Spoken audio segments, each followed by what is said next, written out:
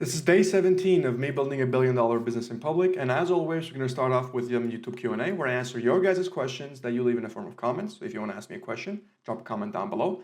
Then we're going to get into the main topic of today's video, which is how I never felt confident charging as a software engineer and what actually fixed that for me. And last but not least, we're going to talk a little bit about strategizing, specifically strategizing about this channel, daily channel, the main channel, and a few other things. Now, if you're confused, this is your first time seeing me, welcome. Let me just explain who I am and what I do. My name is Bago. And like many of you, I started off as a regular software engineer. More specifically, I started off in a robotics team. My very first language was MATLAB, and I spent 2 years on my robotics team. And one of the years, we actually won the Los Angeles Regional Championship that you can see right there, and that's me. I was the head strategist as well as the simulation and analysis sub-team leader. From then on, I went to UCLA to join the Elegant Minds Club, which was essentially a way to research the human consciousness using Arduino, C++, and a few other things. It was essentially a combination of biotech plus coding, essentially. So there were both MDs in there as well as a bunch of programmers. Very cool stuff. After which, I went to NASA as a computer engineer. After NASA, I went from the private sector to the public sector, and I worked as a software engineering consultant for numerous Fortune 500 companies. These are just the 6 I listed here, but there were about 17 other companies that I consulted for. I went from junior to manager level, and then I quit to found my own consulting firm that you can see, AB Analytics. And this is what we're using to actually get to $1 billion. We're currently sitting at just shy of $10 million in annually recurring revenue. And by just shy, I mean we have about 2 more million to do, and we've got about 3 more months to do it. Keep in mind, this is annual recurring revenue. As for how much I keep, what are my profits, I made it in one of the videos. I'll have it down in the description below. And that's pretty much the entire thing. I skipped a lot of wins, even more losses. If you want to learn more about those, check out my personal website, about.code2co.com. So without further ado, let's jump straight into the video. And we're going to start off, oops, what that happened? Okay, we're going to start off with some YouTube Q&A. So let me go to the channel, refresh it to make sure we've got everything in here. Oh, we've got 3 comments. Okay, Grant says, nothing to ask, just ask the best. Thank you for the comment. Appreciate the support, bud. Jeffrey, what up, what up? Appreciate the support. I don't have any connections or insider knowledge in a niche that I want to go after. How can I build enough credibility to pre-sale before building them? Well, I would say, why are you going after that if you don't have any connections or insider knowledge? So I'll answer your question. I'm not trying to skirt around it, but let me just make one thing clear. If this is you, right, and you want to get into something, you want to make sure that whatever you get into, you actually have some type of a unique advantage in. This isn't solely for the reason of competitors or anything of that sort, but this is also for the reason of opportunity cost, okay? If you don't know what opportunity cost is, it's essentially, if you're going to spend all the time and resources into doing this specific thing, that means you're going to take it away from another opportunity. And that other opportunity, if it aligns better with your unique advantage, could potentially net you more in return. Hence, you should ask yourself first and foremost, I mean, you not having any connections or insider knowledge should tell you more than enough about that specific niche. Do you even want to go after it? Should you go after it, right? Now, let's assume that you are going to go after it, you're going to be stubborn, you're not going to listen to me, right? How can you still build credibility to pre-sell before actually building something out? That, well, since you have no connections in and you have no knowledge in, insider knowledge that is, you're going to need to learn something. Right? If you have nothing to offer to somebody in that niche, then frankly, I mean, reality is, why would they come to you? And what are you even going to build out, right? So you have 2 ways, right? If this is you and you need to learn about something, the quickest, shortest way is you find another person who knows about it, and then you get them to tell you that, either in exchange for money or whatever it is. The second method, which is a much slower way, is for you to, instead of a person, I should probably draw a computer nowadays. This is my best impression of a computer. There you go. Next one, you just gotta need to do research on your own, right? So first route, which is talk to an individual who's already there. This is the best, easiest way, but also more expensive. The second route, cheaper way, is you gotta research. You have a lot of research tools nowadays. Find out information, find out things people are ignoring. One of my favorite things to do is, if you're researching something you've never looked into before, look at the top solution providers for that specific niche or that specific industry, and look at the reviews of what people are saying. Okay, so let's say you are getting into law firms and you want to provide some type of a software for law firms. Look into the specific software that you want to provide. Look at competitors and look at the reviews, what people are saying about them. Study the websites, and that will give you an inside view. Reviewing the reviews, so to say, will let you know what the lawyers are actually looking for, what that insider scoop is, what that insider knowledge is, and how many other people will be able to find out right from the get-go.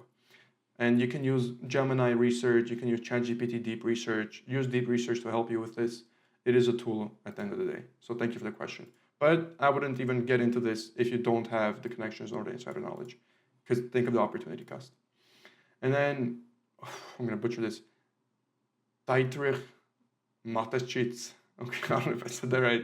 But he asked, what's the line between building trust and overpromising a potential client when I don't have a product yet? So the one thing you never want to do is overpromise. In fact, well, let me put it this way.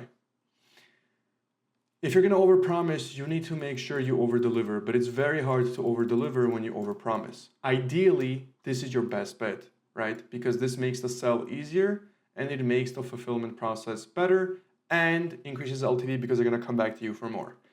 Most often than not, overpromising though, life happens, you just don't want to do it. In fact, you want to underpromise. You want to underpromise and overdeliver.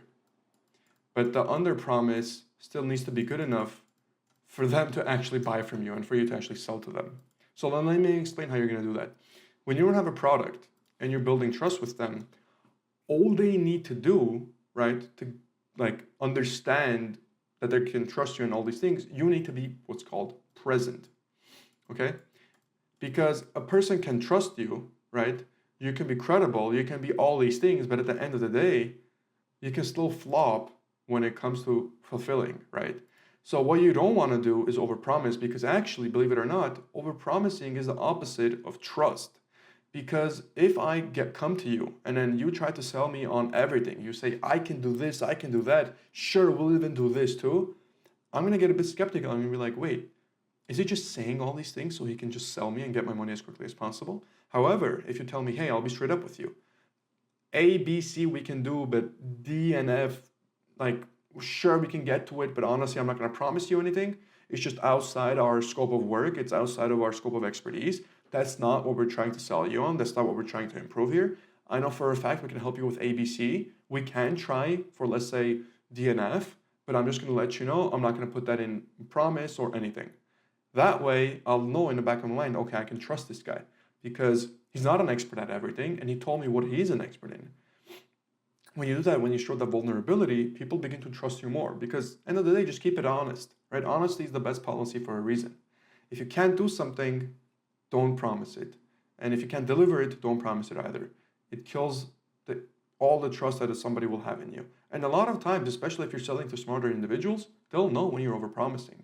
They can very easily tell. Like if they're asking for something they don't see in your testimonials, if they're asking for something that they don't see in the services you're offering, and then you still say, yeah, I can do it, not a problem. I mean, I would get skeptical, and a lot of people too would get skeptical. Like even a lot of the people that hop on the calls for Code to CEO, right? Or even a lot of the students that I've had, I never overpromised them anything. I always told them like this specific thing, like let's say I'm not familiar with it. For example, a lot of people that asked me, there was one developer that said, you know, I want to grow on Instagram. I said, I have no clue about Instagram. I've never touched Instagram. I've never had Instagram before. I'm just starting it. So I can help you with all the other things, and I can guide you a little bit on Instagram based on what I know in social media in general. But if you're looking for like an Instagram expert, I'm not that guy, right? So you always want to be honest with people. Honesty is the best policy in that sense. And at the same time, though, you do want to be confident in your abilities, and you do want to show initiative. You do want to show that, hey, you know, like they can trust you to get the job done. So in terms of building trust, I guess it's less about a fine line between overpromising and more about a fine line between being nice and accommodating, right? Accommodating versus them actually like respecting you and you delivering. What I mean by that is I have a lot of clients who might think that, for the lack of a better word, I'm an asshole, right? Or I'm not a nice guy or whatever the case. but they still like me, they still respect me from the perspective of he gets shit done.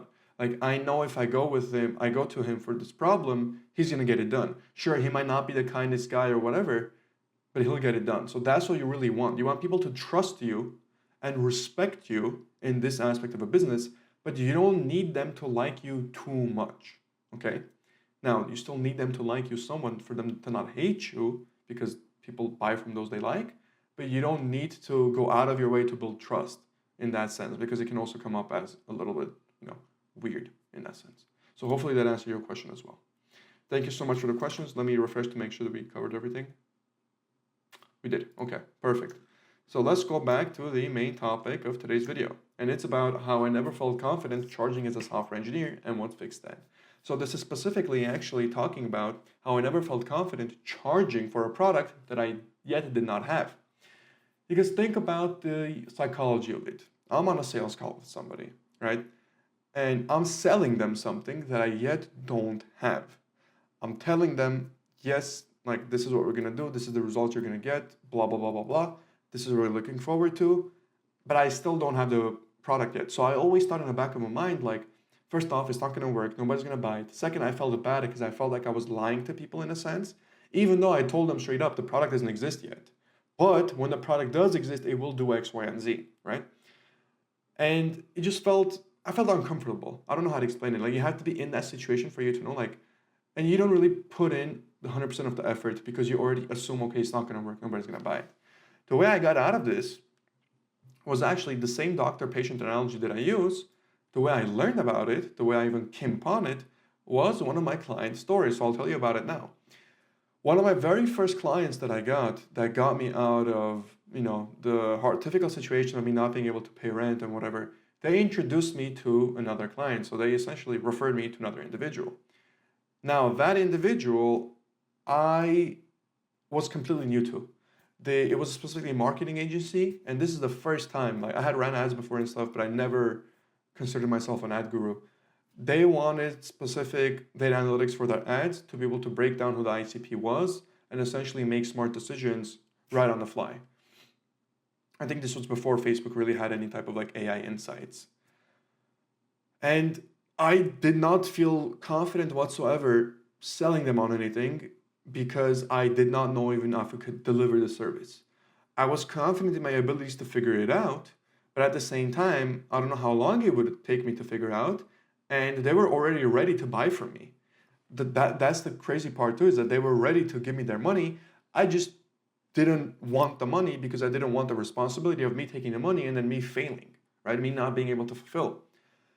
But what changed my mind was in the sales call that I was talking with them, and they could tell I was a little nervous and I wasn't, it was kind of like they were trying to sell themselves to me type of thing. It turned into like, it's like you're going to ask a girl out on a date and then the girl's the one that's like kind of, trying to get you to talk and open up and, communicate this and that. That's exactly what it felt like. It's like you go to court the girl, but then the girl starts courting you because you're not showing interest. And in the call, they asked me, oh, like we noticed you're not really like in the mood, blah, blah, blah, blah. Oh, can you do this actually? And I said, look, I'll be honest with you, I've never done this before. This is the first time I've run ads on my own stuff before for e-commerce, but I never utilized any type of tools. I never built anything out specifically for this. I never even looked into the data aspect of ads the way that you want me to. This will be my very first ever venture, and you guys are paying a hefty amount. Back in the day, they were paying me $15,000 for a 2-month-long engagement, which for me at the time was still a decent amount of money, considering it was something that I didn't do, and my workload for it would have been maybe like a one-time 4-hour thing or something like that, and then just regular maintenance, like less than 10 hours in totality during a 2 months thing. And they said, look, every single day, essentially, that we don't do this is costing us this much money, right? So whatever we're paying you is basically like 1 or 2 days of whatever we're losing anyways. So it's not like anything crazy for us to give you this money. The reason we came to you is because we care more about you as a person and you taking these actions. We heard like a lot of good things from the client that I was already working with, and we know you can get there. We'll give you as much time as you need. We just want you to be the one that's like focused on this problem. What I realized was They came for me because I was a problem solver. Okay. So I might not have had direct expertise for that problem, but I had already built up enough trust and credibility to be able to solve them with that problem. Now, if you left it up to me, right, I would have never, on my own, probably charged them money, and I would have never taken on this project. But they convinced me. They said, look, like, we're in pain. I need you to solve this pain. I know you can do it. Even though you might not think you can do it, I know you can do it. And even if you're not able to do it, don't worry, we'll take as long as we need to, right? So there was really nothing negative for me. It was kind of literally like a free testimonial type of thing too, except they were paying me for it. So I'm like, okay, F it, let's do it, right? So I started working with them, and it took a little longer than 2 months, but I did finish everything. We did a phenomenal job for them. They were very happy, and we continued the relationship for about a year and a half, until they branched out into something else entirely. But that relationship continued for a solid year and a half.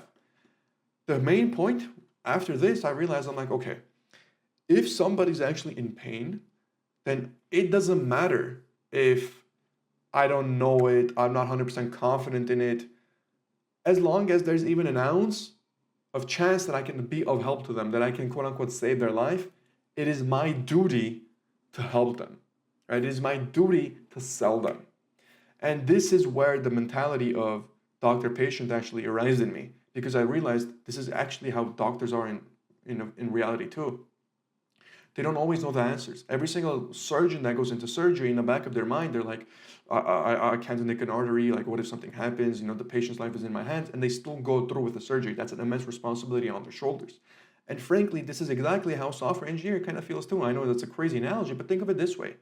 For a lot of you software engineers who are in Fortune 500 companies and you're in charge of multi-million-dollar projects, some of you even on billion-dollar projects, one small thing from you, one small mistake can lead to millions of dollars lost. In fact, you can completely sabotage the entire company just like that if it goes down, have any backups.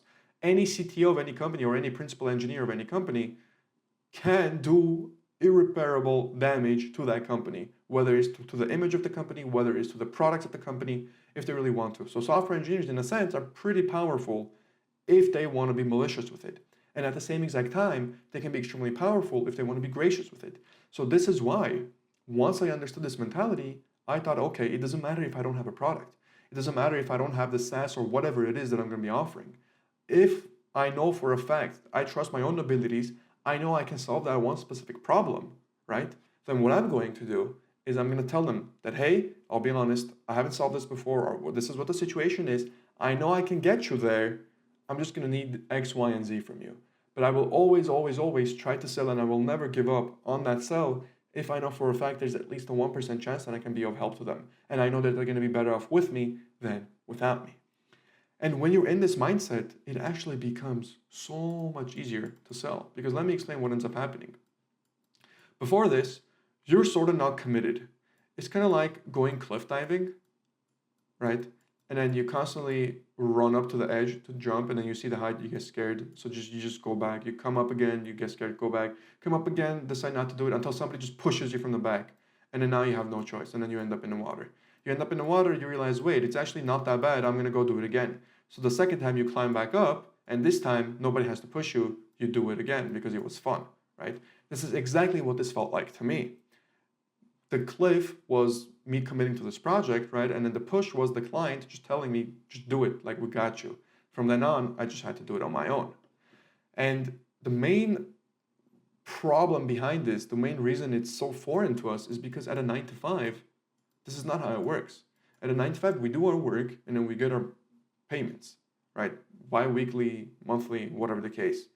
But what we never do is a company doesn't just come up, give us a yearly worth of salary instantly and says, hey, these are the projects, we can get them done whenever you feel like it. You've already been paid.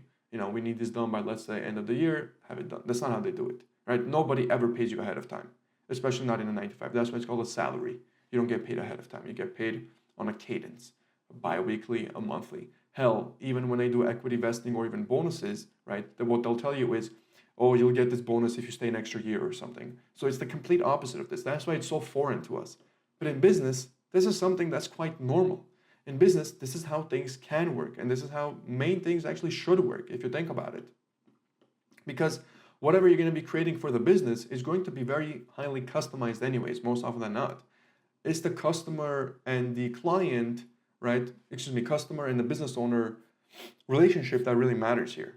If you can get past that and if you can understand that you are responsible directly for their outcome, it's your duty to provide help to them if you actually can, if you're able to, and they're going to be better off with you than without you. You need to do everything in your power to sell to them. Don't think that you're lying to them. Don't think that you're scamming them. Don't think that you're doing something underhanded. Not at all. In fact, you're going to be helping them. And that's what you need to understand. Whatever you're doing, you're actually doing it for their benefit. And I promise you, this isn't some delusional, self-convincing talk. This is actually how things work. And since then, I've sold so many things to people without yet having a solid product. Now, some things, of course, you do need the product for. So, for example, Code to CO, when I first started it, right, I took in, you guys, some of you might remember, a group of individuals completely for free and I grandfathered them in. I helped them get result. I fixed what was working. I removed what wasn't working. And then for the next batch of individuals, which was now paid, they got the full and the result. But the initial individuals, they got in for free. The rest of the people they paid for. So if that's what it takes, then that's what it takes sometimes too. But just know that you can still always sell something that you've not really built out yet. Okay, and just trust yourself to be able to do it in the long term. So that's how I kind of got over it. Hopefully that made a little bit of sense. And remember, just keep this analogy in mind because it's exactly how the situation was for me. The more you do it, right, the more comfortable you get with it, the easier it's going to become in the future. And the higher and higher the value is going to increase with regards to what you're selling each time. Okay, so with that, let's get into a little bit of strategizing. So that's the main, this is the daily channel. So let's take a look how that's going. We got a bunch of views recently. I don't remember for what video, but the tech dying one. Let's see what that's sitting at. How I made, 588. That's actually quite well.